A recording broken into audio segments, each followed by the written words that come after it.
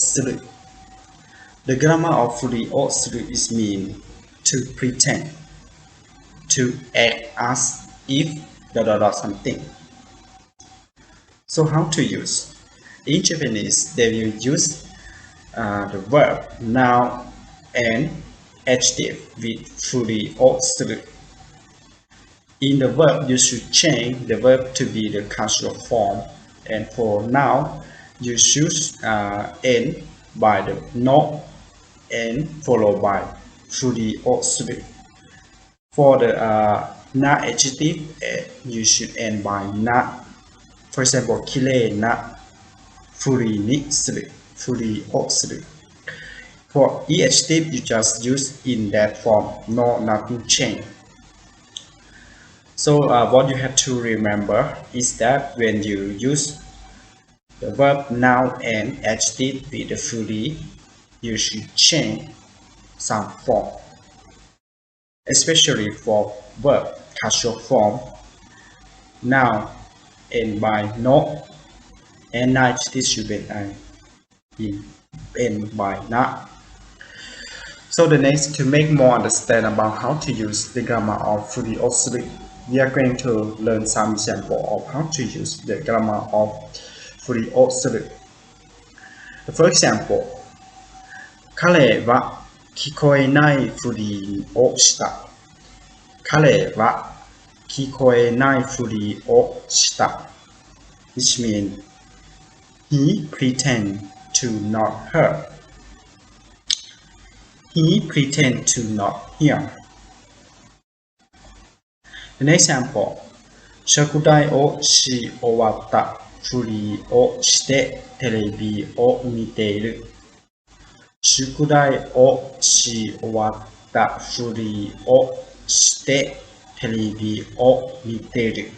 Which means I am pretending that I finished my homework and watching TV now. I am pretending that I finished my homework and watching TV now. For how to use the furi or suru, the first sentence you see that they will use the verb, right?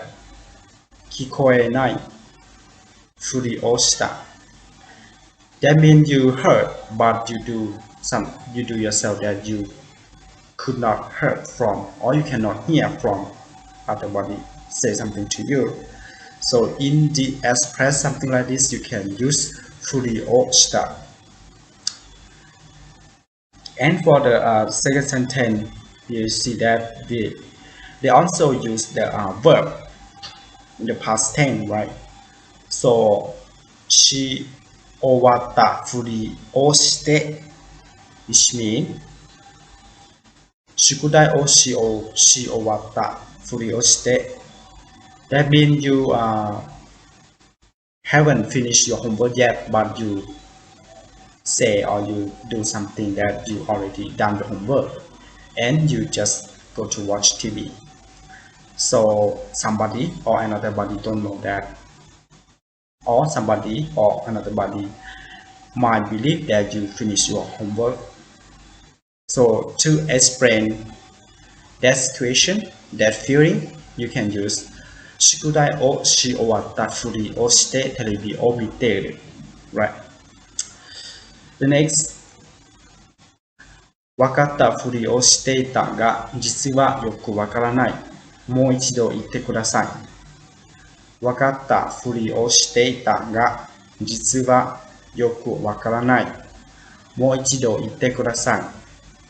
Which means I kept the impression that I understood, but I really did. Could you please say it once again? I give the impression that I understood, but I really did. Could you please say it once again? In this sentence, it means that for your teacher or somebody that explains something to you, you don't understand what they mean, but you just do yourself that you know more than him, more than her, more than your teacher.